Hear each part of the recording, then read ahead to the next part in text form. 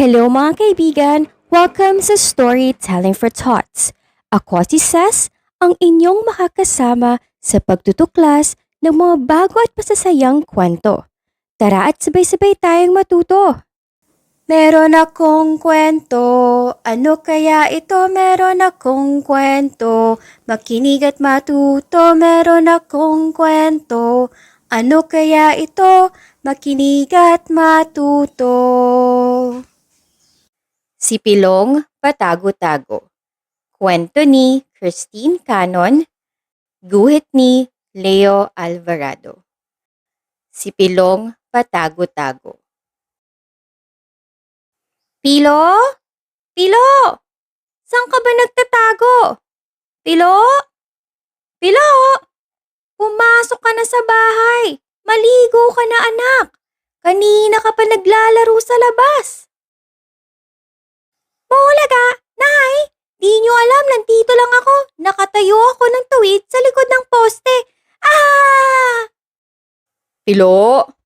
Pilo? Saan ka ba naroon? Pilo? Pilo? Gutom na ang alagang isda mo. Halika, Pilo. Pakainin mo na ito. Papasok na ako sa opisina. Mahulaga, Tay! Di po nyo ako nakita, no? Nandito lang po ako sa ituktok na aparador. Ah! Pilo? Pilo? Saan ka na naman nagsuot? Pilo? Pilo? Lumabas ka na. Malamig na ang tanghalian mo. Kanina pa to nakahain sa mesa. Pahulaga, Ate Bebeng. Di mo ako nakita, no? Narito lang ako sa loob ng tambak na labada. Ah! Pilo? Pilo? Nasaan ka ba talaga? Pilo? Pilo? Kailangan na nating umalis. Nariyan na ang tricycle sa baba. Sige ka, mahuhuli na naman tayo sa eskwela. Bulaga, Kuya Ray, di mo ako nakita, no? Nandito lang ako sa gilid ng kama. Ah! Pilo? Pilo? Aalis na tayo, anak. Pilo? Pilo? Bibili pa tayo ng pantalon mo. Bulaga, di ninyo ako nakita, no? Nakasiksik lang ako sa gitna ng aking mga laruan. Ah! Pilo? Pilo? Nakapili na ako ng pantalon mo. Pilo? Pilo? Halika na, isukat mo kung kasya ito. Pilo? Pilo? Nasaan ka ba talaga? Pilo? Pilo? Nag-aalala na ako. Bakit kaya di pa rin ako nakikita ni Inay? Ang tagal ko nang naghihintay. Nakakangalay. 1 oras na yata akong nakayuko. Sige na nga, lalabas na ako. Inay?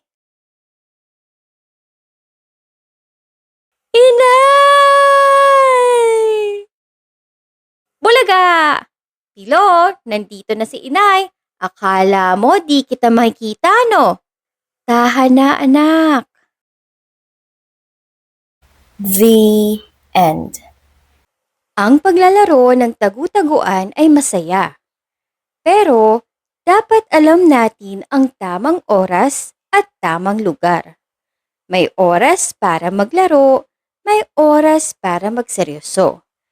Dahil ang tunay na laro ay mas masaya kung walang nag-aalala sa atin at lahat tayo ay ligtas.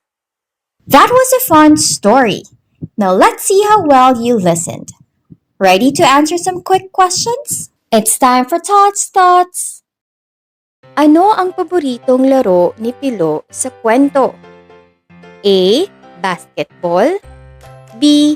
Tagu-taguan. C. Habulan.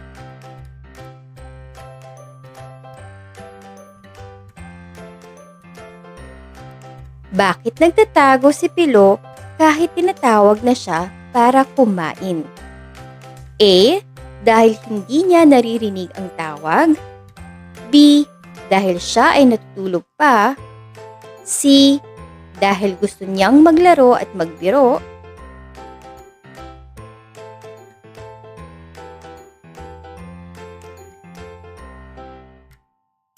Sa iyong palagay, kailan nagiging hindi maganda ang paglalaro ng taguan o pagbibiro gaya ng ginawa ni Pilo? If you like the story, the best thing to do is to support the author and the illustrator.